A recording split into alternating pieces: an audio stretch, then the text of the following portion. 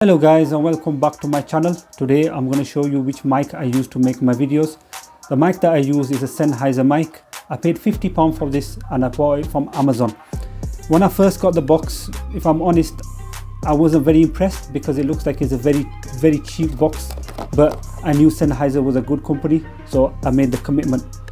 So if I just open the box just to show you what you get inside, obviously the mic's not in here because I'm currently using the mic, but what we do get is we get like a user manual guide, which I've not opened yet. As you can see, the strip is still on there, so I know a lot of people just ignore it. I'm one of them people as well, so we just put that to the side.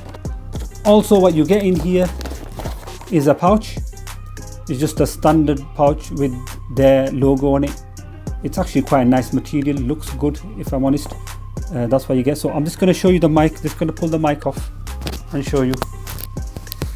So here you go guys, this is the mic. As you can see, you get some protective thing on top. You've got the clip, and you've also it's a wired mic. It is a USB-C type, and I think it's quite a good mic. So the pros for this mic is that it is quite a small mic, so it doesn't really come in the way. It can be just clipped to the side.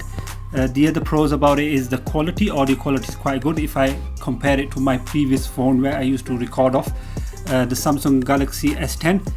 This quality is a lot better, so for me personally I think it was worth the investment.